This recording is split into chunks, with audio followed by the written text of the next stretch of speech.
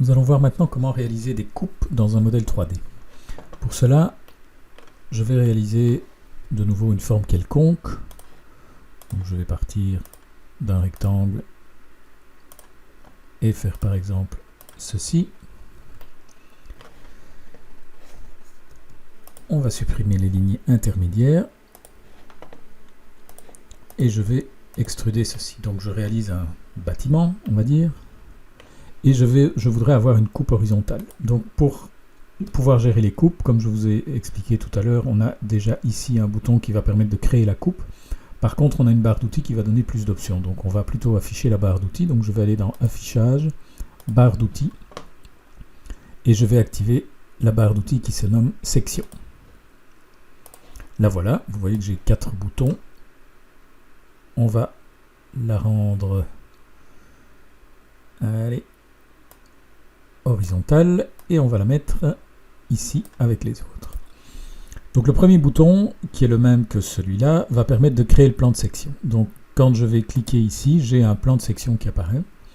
Et vous voyez que ce plan va s'accrocher sur les faces. Donc je peux réaliser aussi bien une coupe horizontale qu'une coupe verticale dans n'importe quel sens. Okay. Donc on va commencer par une coupe horizontale. Donc je vais la positionner ici.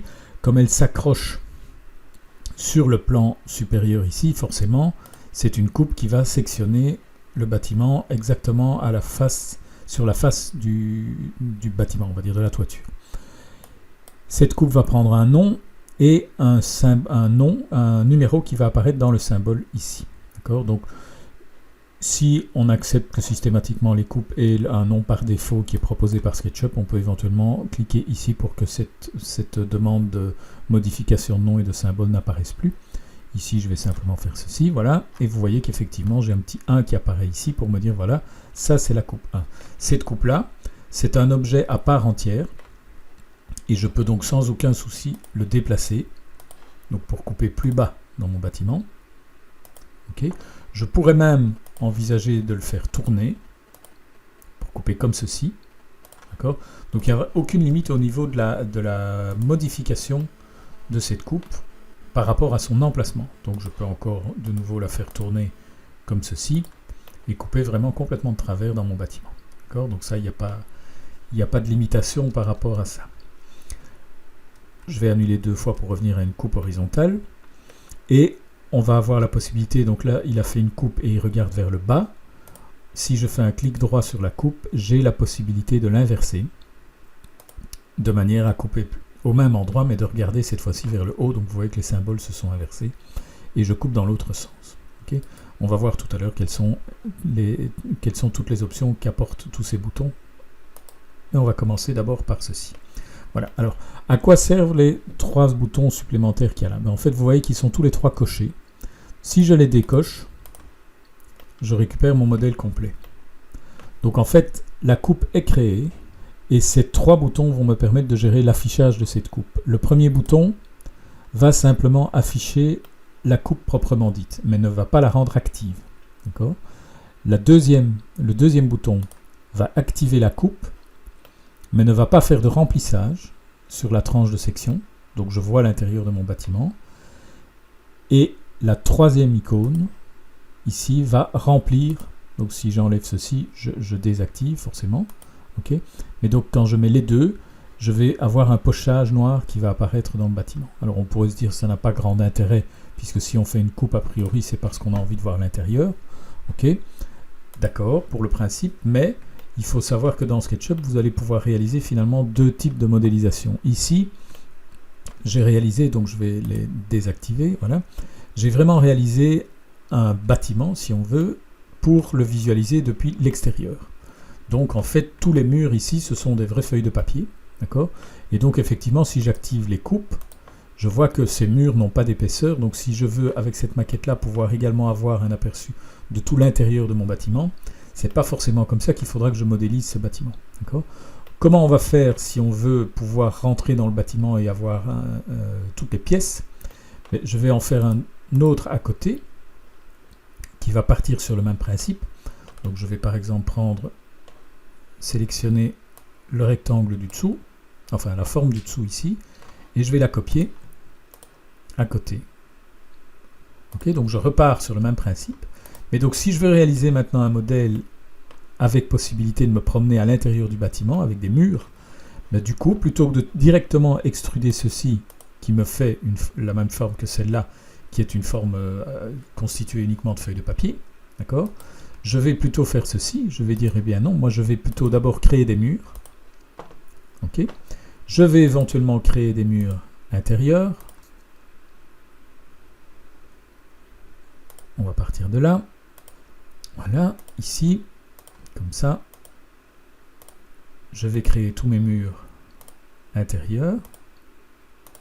Je vais éventuellement nettoyer les lignes dont je n'ai plus besoin.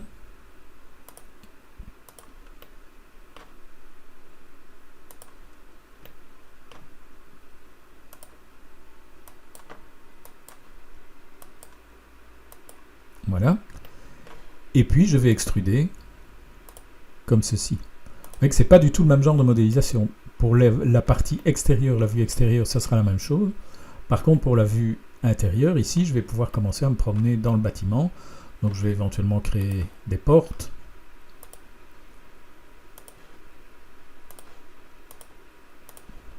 Ok. Comme ceci. Je vais encore en créer une ici. Et donc du coup, ici, les coupes prennent tout leur sens. Enfin, plus exactement, le remplissage de la coupe prend tout son sens. Pourquoi? Parce que si maintenant, ici, je peux imaginer que j'aurai une dalle ici au-dessus, etc. Et donc je ne vois pas l'intérieur et je veux réaliser une coupe, eh bien je vais reprendre l'outil section, comme ceci. Oups, je vais accepter son nom, voilà. Et donc ici, je vais, c'est bien celle-là, oui, je vais la descendre pour couper au niveau des portes, voilà. Et donc ici, vous comprenez bien que ça prend tout son sens de pouvoir pocher les murs, parce qu'effectivement, voir une maquette comme ceci avec les murs qui sont vides comme ça n'a pas beaucoup d'intérêt, c'est pas très joli. Alors que si je fais ceci, ben, là ça prend son sens. Donc j'ai vraiment tous mes murs qui sont pochés et donc qui prennent un aspect massif qui est évidemment très intéressant. Il faut savoir également, on fait une petite incursion dans la palette ici à droite qui est la palette des styles. Si vous venez dans la palette des styles ici et que vous allez sur édition et que vous cliquez sur le dernier bouton ici, donc de nouveau no stress, on verra tout ça en détail un peu plus loin dans la formation, mais donc simplement pour vous montrer que vous avez un endroit ici, donc si vous allez dans les styles édition et ici modélisation, vous avez là la couleur de remplissage. Donc si vous souhaitez avoir plutôt un remplissage gris, vous pouvez venir ici et c'est ici que ça sera modifié. D'accord ? Voilà, donc possibilité de modifier la couleur de remplissage.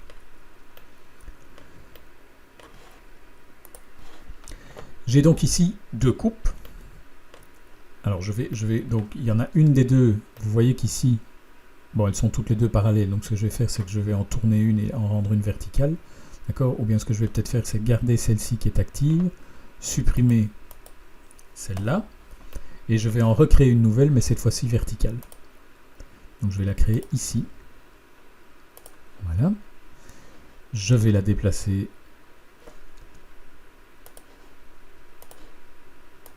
par exemple ici.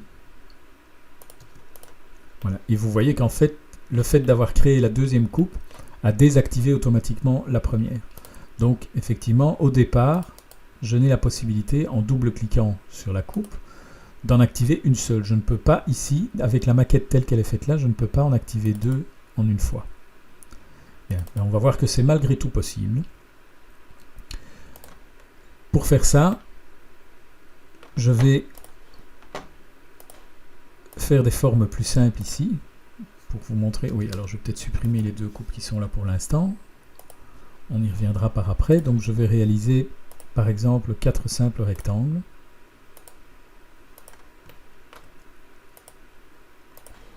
Et je vais les extruder.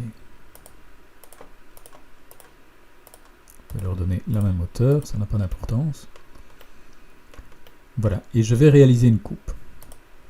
Donc, quand je réalise la coupe, elle prend un nom, un numéro, je la déplace. Donc je la sélectionne et je la déplace vers le bas. Pour bien voir de quoi on parle ici, je vais désactiver le remplissage. Voilà, donc je vois bien que j'ai cette coupe qui coupe tout mon modèle. D'accord? Donc là, elle ne coupe pas ces modèles-là simplement parce qu'elle passe au-dessus. D'accord? Mais donc si je la descends et que je la mène plus bas, elle va également couper ces modèles-là, bien sûr. Okay? Bon, donc de nouveau, si je crée une deuxième coupe maintenant, ben cette coupe, quand elle va s'activer, elle va automatiquement désactiver celle-ci. Bien. Et bien de nouveau, c'est grâce au groupe qu'on va pouvoir éventuellement réaliser des vues dans lesquelles on aura plusieurs coupes actives. Rappelez-vous par exemple pour le système DAX, on avait un système DAX général pour le fichier, et si je réalise un groupe, donc je vais refaire un simple petit élément. Alors, pourquoi je ne le vois pas? Ok, ici. Et quand avec ceci, je crée un groupe, rappelez-vous que quand je rentre dans l'édition du groupe, vous voyez que le système DAX a automatiquement changé pour se mettre au niveau de mon groupe. Et je pouvais modifier l'emplacement de ce système DAX dans le groupe indépendamment du système DAX général qui, lui, est toujours là-bas. D'accord?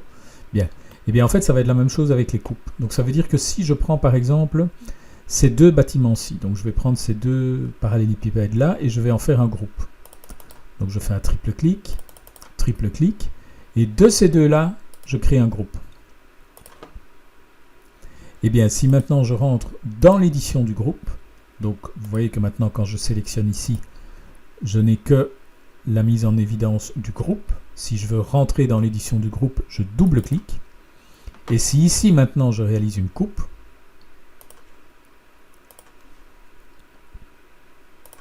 voilà, que je vais déplacer.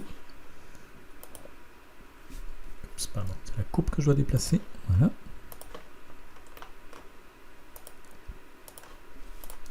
Voilà, vous voyez que du coup, j'ai maintenant, je peux les rendre non visibles. Vous voyez que du coup, j'ai deux coupes. Et donc, je vais pouvoir faire comme ça des groupes de groupes de groupes avec chaque fois plus de coupes. Donc, si par exemple, maintenant, je voulais avoir une coupe qui coupe ces trois éléments-là, eh bien, il suffirait de prendre ce groupe-là plus un triple clic sur cet élément-là. Du coup, avec ce groupe-là et ces éléments-là, clic droit, je recrée un groupe. Et du coup, quand je rentre dans l'édition de ce groupe-là, donc je double-clique, si ici maintenant je crée une coupe, vous voyez que cette coupe va couper effectivement les trois bâtiments.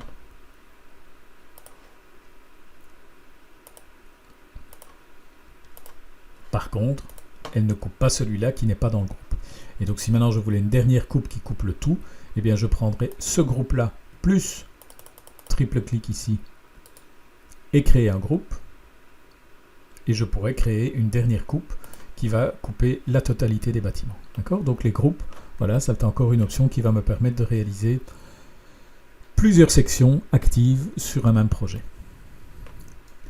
Bien, alors nous allons voir maintenant les dernières options que nous avons en faisant un clic droit ici sur la coupe. Donc je vais supprimer pour l'instant cette coupe-là et je vais supprimer tous les éléments qui sont ici.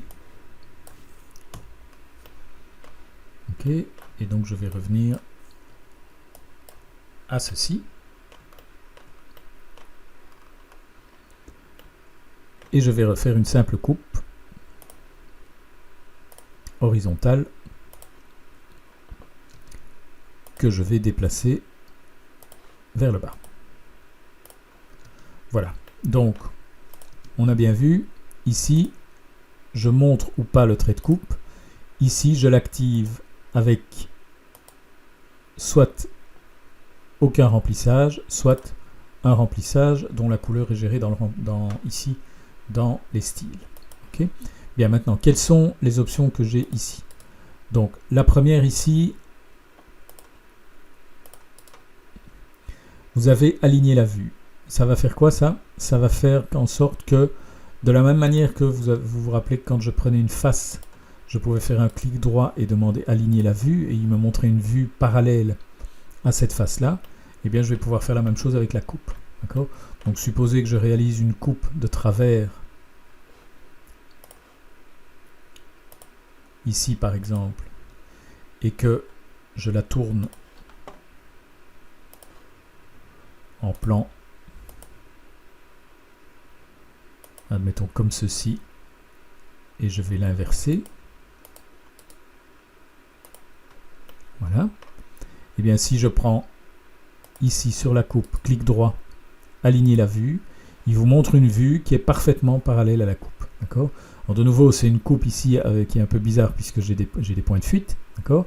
Mais rappelez-vous que vous pouvez demander ici de faire une projection parallèle. Et à ce moment-là, quand vous demandez d'aligner la vue, là vous avez une véritable coupe 2D entre guillemets, puisqu'il suffit de faire ça pour voir qu'on est dans une vue 3D. D'accord? Mais malgré tout, le fait que je n'ai plus de point de fuite, ça va me permettre de réaliser une coupe que je pourrais à ce moment-là envoyer dans Layout, et ce sera une véritable coupe 2D que je vais pouvoir coter. Ok? Bien, et alors, une des dernières options qu'on a, donc je vais supprimer celle-ci et je vais activer celle-là. Alors, je vais peut-être d'abord ne pas l'activer pour supprimer ceci. Voilà.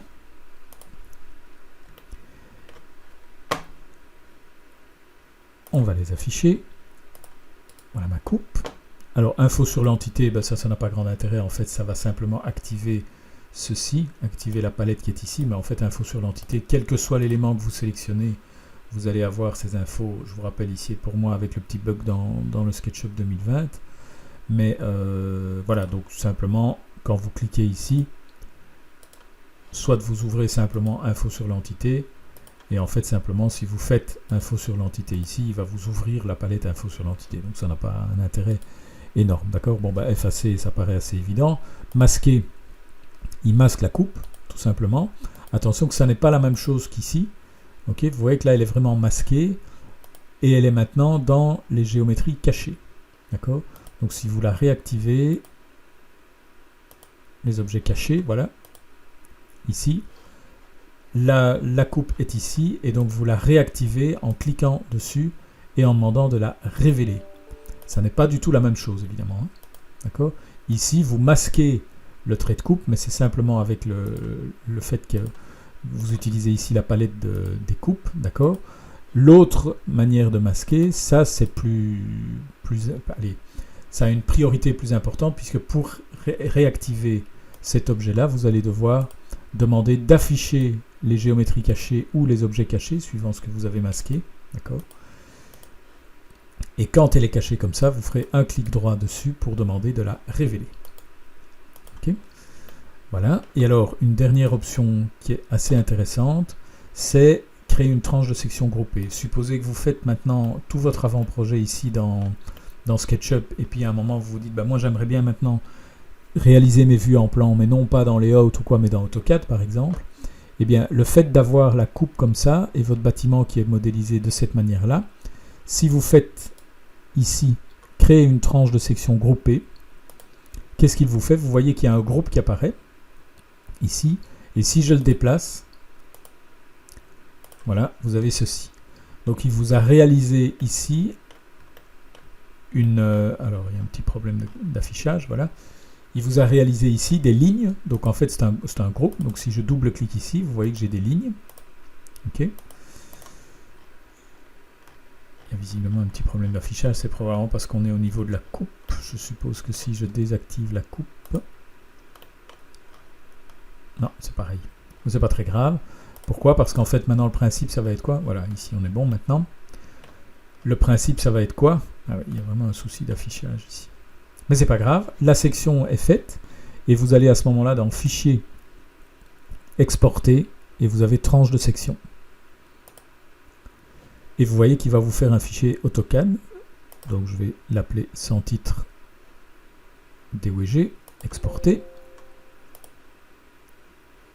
Voilà. Et après ça, du coup, si j'ouvre AutoCAD maintenant, et que je viens chercher mon fichier,